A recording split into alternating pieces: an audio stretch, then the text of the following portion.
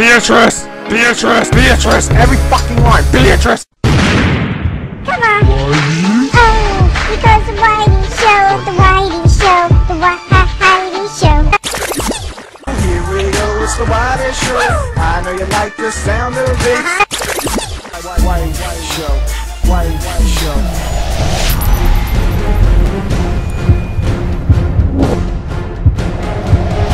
So Resistance's story has always been the highlight of the series for me. Not so much because it's revolutionary or has these amazing characters, though I did like Hal. It's the amount of desperation that the game actually presents in the series. No matter how much we seem to be winning throughout these 3 games that are out, we always just come up short. We never seem to be able to flip, and that's what I freaking love about the series. The word sadness probably best describes the series story in one word.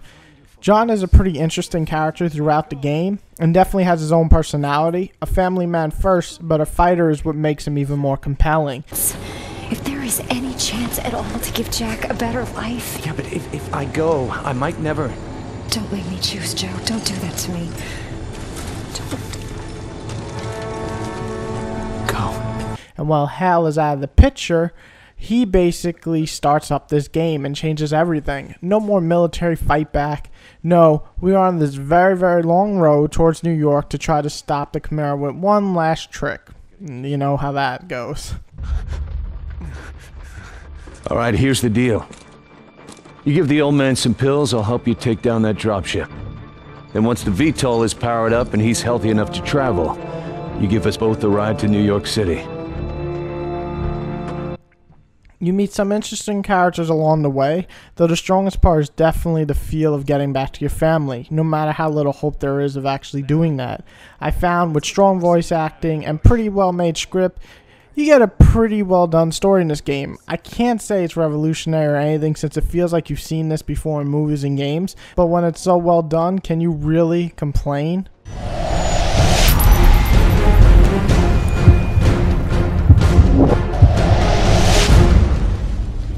Graphic wise, I think Resistance 3, like the past 2, has some of the coolest art design in gaming, in my honest opinion. The Chimera are ugly son of a bitches, and definitely something you should fear. On top of that, there are new types added into this game, and definitely are some scary motherfuckers. I would say that the other positive thing would be the atmosphere, perhaps the strongest atmosphere in the entire series. Resistance gives you that desperation feel that no other Resistance quite got. 1 did a well enough job, and 2 felt more like a military game of we're gonna fuck your shit up, Chimera. But this one feels like we already lost, and the graphics show that off so well. With Earth looking like it's on the brink of destruction, and people living underground, you truly feel weak and alone. Something only games like Metro really did for me, and it's worth mentioning that this one does it almost as well as that one. On the flip side, the game doesn't present the strong visuals in 2011. With games like Crysis 2, Uncharted 3, and Gears of War 3 so close, the level of difference of raw power shown is easy to see here. Resistance 3 isn't an ugly game by any means, but stiff hair, some weak body motions, and silly ragdoll effects hurt the overall graphics. Still, it's easy to look past that once you get into the atmosphere, and just like Deus Ex, it's a kick-ass atmosphere.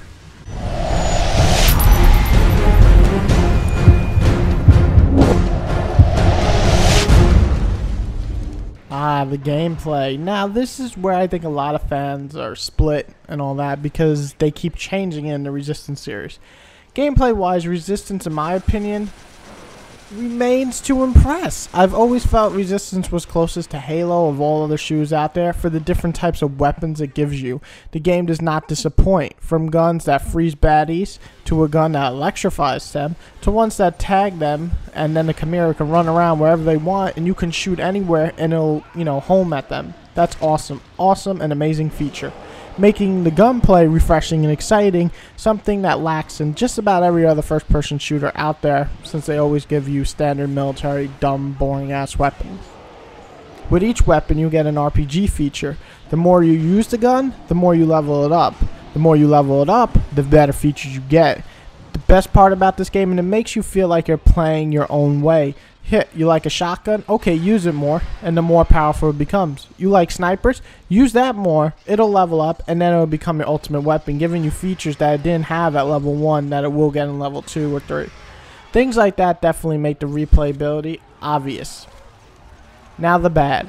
Well, there isn't much. I think the only thing that really sticks out to people is that they changed some of the features from Resistance 2 back to more like Resistance 1, meaning that the regenerating health is gone, replaced by finding health packs. And also, if you're into the real military shooters, you won't find it here. None feel like real weapons, and you can hold more than 8 guns at a time. So if you're into the whole, I like to be real, this isn't real, I hate it, this game won't do it for you. However, who the fuck plays games only for them to be realistic? Come on. With the pacing set through the campaign, you never really get bored. Always traveling to new places, always up against some nasty ass monsters, big bosses, and some epic rush set pieces. Overall, it's a great campaign package. Something Resistance to me never failed to deliver. On top of that, you can even co-op the whole campaign with a friend. Come on. The online though is something to enjoy afterwards, and I think it suffers a little because you get an amazing single player. I can't say it's absolutely amazing, to be honest, because I like Crysis 2's online a lot more. However, once you level up some and rank up some online, you'll get into the game more. You'll unlock new weapons, skins, boosters, and all that stuff, and you can customize it more to the way you play. So while I didn't find the multiplayer to be anything amazing, you might find it to be as great as the campaign is.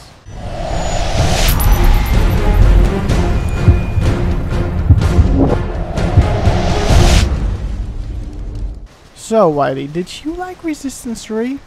I fucking loved it. Hell, I still like it, as I'm still tackling the online and having fun blasting away at retards online. It's always so fun to hear them yell and bitch and all that stuff. I always enjoyed Insomniac taking risks with their games and trying something new, and that goes into these titles every time, and I always respect this company for doing something different.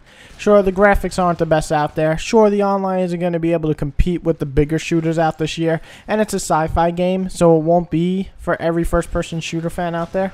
I say though, if you like aliens, you like this dark and moody atmosphere, you like blasting your way through these ugly fuckers, pick up Resistance 3. It's captivating single player, and good multiplayer should allow hours of fun. Just look past the small flaws to enjoy this epic shooter. I have to give Resistance 3 a 9 out of 10 and recommend it to any PS3 owner out there.